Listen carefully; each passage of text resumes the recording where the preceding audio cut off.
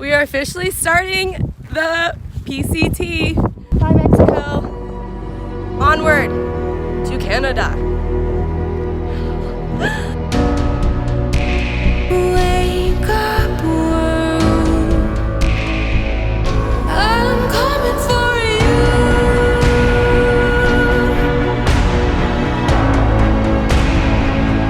I'm coming for you.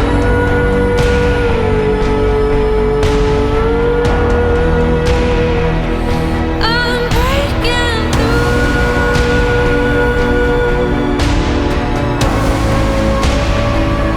I'm coming for you.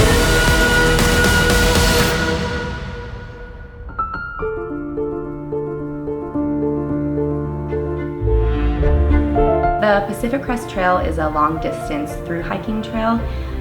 It spans through California, Oregon, and Washington, and it's 2,650 miles. I wanted to spotlight Jennifer because she did one of the most challenging through hikes in the world, and she shot videos and posted every single day. So many people became invested in her journey because she shared every aspect of through hiking. When she first started, I don't think she realized the impact she would have on so many people, including myself.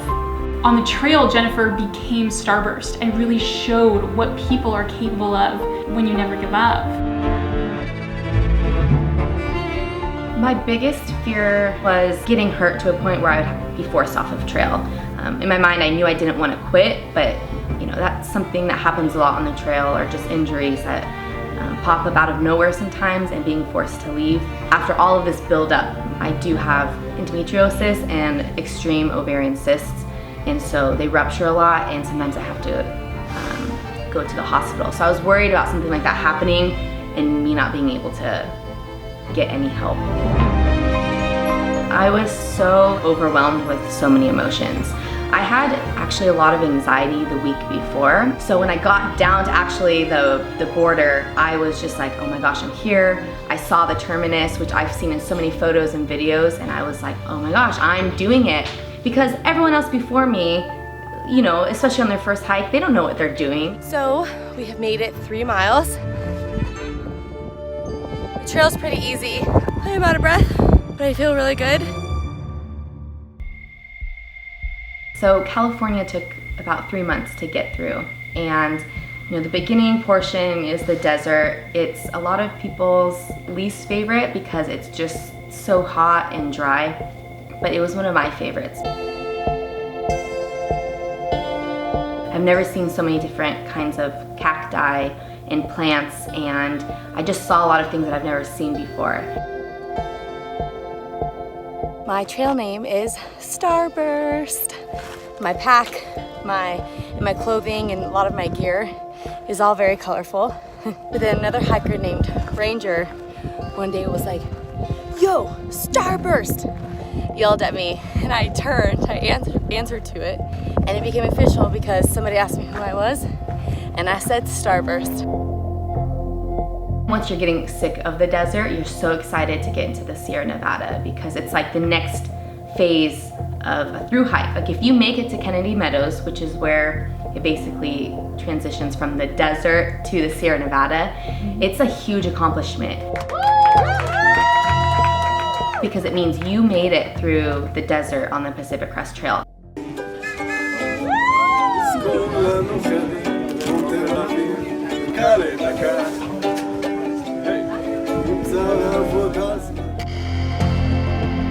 The Sierra Nevada is just beautiful. You're faced with different challenges, like possibly snow, a lot of stream crossings that could be potentially very dangerous. Okay, I'm at 12,700 feet and starting to feel a little nauseous. I'm still having a blast though. This is just the most beautiful thing. So Mount Whitney is a highlight for most hikers. It's 14,505 feet high. Walking on this ridge, and some of the trail is so narrow and so rocky, and the wind's pushing me so hard that it's like I'm having to catch myself from falling over. It's actually kind of giving me a little anxiety. I had the whole summit to myself. I was up there for about an hour and not one single person was up there. And it was Father's Day, and you have cell service on the top of Whitney if you stand in this one spot, and so I got to FaceTime my dad on the top of Mount Whitney. It was amazing. So a lot of tears, just like, it was just incredible. I've never felt anything like that. I was literally like on top of the world. I'm so proud of myself. Oh my gosh, this is so cool. Woohoo! I did it! This is like the most magical thing. And I'm all alone, like. Okay, so I'm just sitting here and these two gentlemen walk by and one of them gives me like a peanut butter swirl bar. So it's this gentleman here. Hi there. This is Scout. Scout. You can do this. See, I'm 66, so I have excuses. Well, I forgot which one was Frodo and which one was Scout. The trail angels, I think, are some of the most amazing people. And if like you don't know what a trail angel is, it's basically somebody on any kind of through hike that helps out a hiker. They provide what we say trail magic. And most of the time it's a surprise where you could be in the middle of the desert and you're on the trail and you'll come around a corner and then there'll be people with like RVs and campers just grilling food for hikers, giving them cold beer, and they do it all out of the kindness of their heart. They don't expect or take payments from hikers. It's one of the most moving parts of through hiking, to be honest. I mean, it brings a lot of hikers to tears because you can be starving, thirsty, so exhausted, don't want to do this anymore, you want to quit, and then you come around the corner and then there's these people who are just helping nourish you and they keep you going, and it's amazing. Thank you. Burgers, grilling. Oh yeah. Oh yeah. Look at all this. Whip them, whip them. And hydration. Oh, hydration. Oh my gosh. Is this trail magic? You guys, if that's trail magic, I'm not kidding. I will cry. Confirmed. This is trail magic. There. Look at this. Look at this is Juniper eating watermelon. Thank you. There's a specific couple that I just will forever try to be connected with, and their names are Alan and Nancy Hammond. They are trail angels around like in the middle of California, and they had some of the most amazing trail magic. And I have video of hikers like seeing it and like falling to the ground or like crying and just being in shock. Look at that look of excitement. They put on a fundraiser every year for the PCTA to raise money, not for their trail magic, but for the PCTA, and it's just, these people are so generous and kind. It's beautiful. It's so beautiful. There are people who exist like that, but to actually meet people who are doing this for no reason, they don't get any like financial anything from it. It impacts you in a way, and they're amazing. You can't do something like this unless you're willing to just accept that things are always going to go wrong, and you have to adapt. That's actually one of like the main pieces of advice I try to give people who want to maybe through hike, because no matter like how good your gear is or how much you've backpacked before or how much you've read or researched, things will just go wrong, and you just have to like be okay with that, and trust your gut and try to use common sense and make the right decision from there.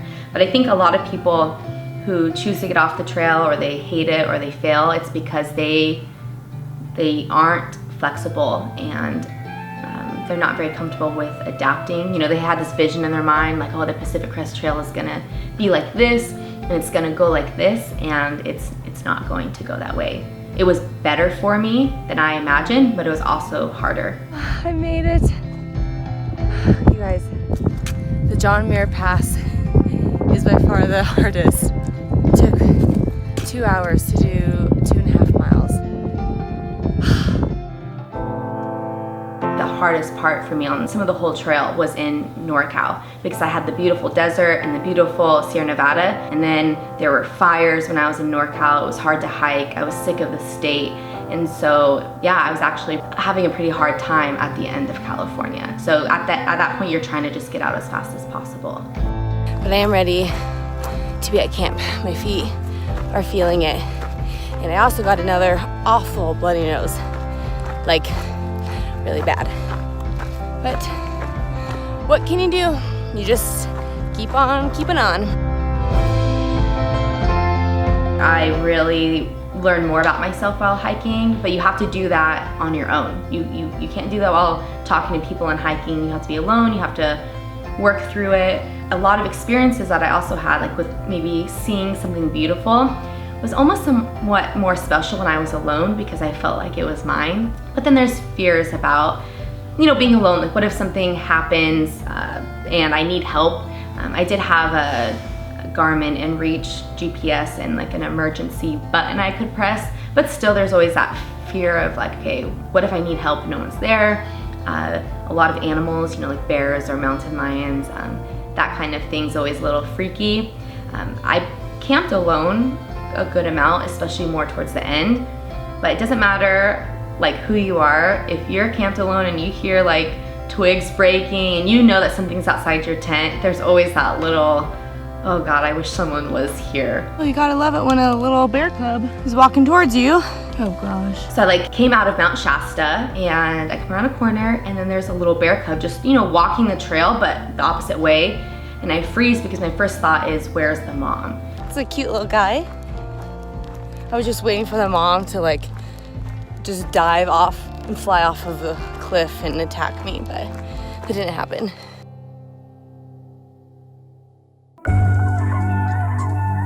Oregon was really good because it's like, yes, I finally crossed into my first state. You hear a lot from other hikers, like, oh, Oregon's easy, and I wouldn't say that it's easy. There's still a lot of hills to climb, there's still a lot of miles to do.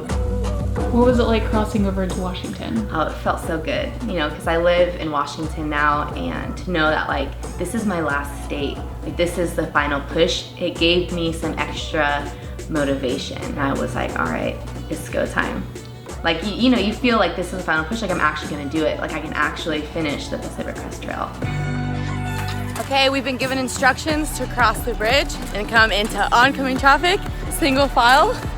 So, here we go. I'm in Washington, woohoo! Back on trail. It's made me realize how important it is to just do those crazy, wild things that you have going on in your head.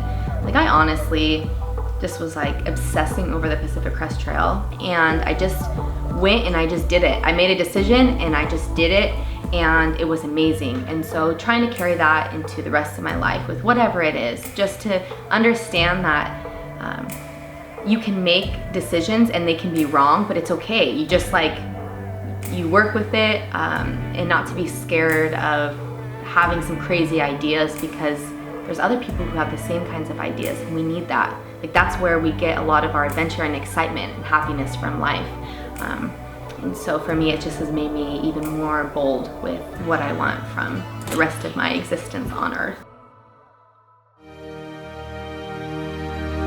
When I actually crossed over, I think I was more like in shock and numb. It was the last mile that made me emotional. I like cried pretty much the whole last mile because I knew like that this was my last piece of land on the Pacific Crest Trail, and that for me was just like I almost didn't want to. Okay, everyone, I am in my final mile, and I'm starting to cry already, which isn't good, man. I still got a mile to go. It was too hard to comprehend my emotions and realize what I just did. It was like so much. I didn't really understand like what I had just done for those 5 months. You know, wanted to say before I, cross the border and finish my hike that, yeah, this has been the most incredible experience, and just the people I've met and the obstacles I've overcome has literally changed me. This is hard, everybody. Like, much harder than I ever thought, that I ever expected. I didn't realize it was gonna be like this, but I'm so thankful it was. this has been the most perfect ending to the most amazing adventure.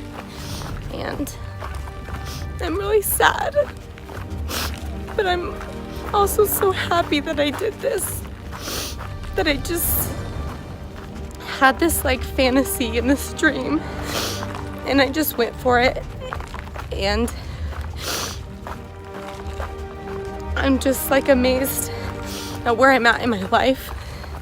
And oh gosh, I just hope all of you find some fulfillment in your life the way that this trail has fulfilled me. All right, I'm only minutes away from Canada. Finally, thank you again, and happy trails. Oh my goodness.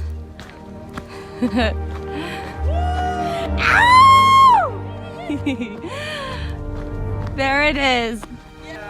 Oh my goodness. Oh, this thing. Oh, that's so sweet.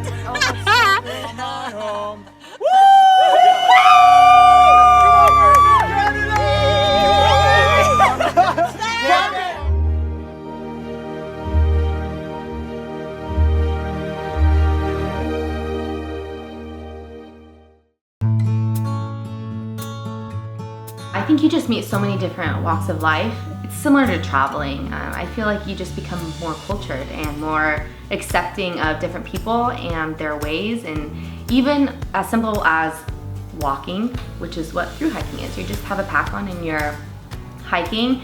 People still do things so different, and I think it just helps people understand like we're all different. We all don't like the same things and we don't believe in the same things. We all have different styles, and you just can still like live in harmony. It just kind of helps you see that we're all human and we all are fearful and we all, you know, have insecurities, and so it's like not to be so hard on ourselves and other people.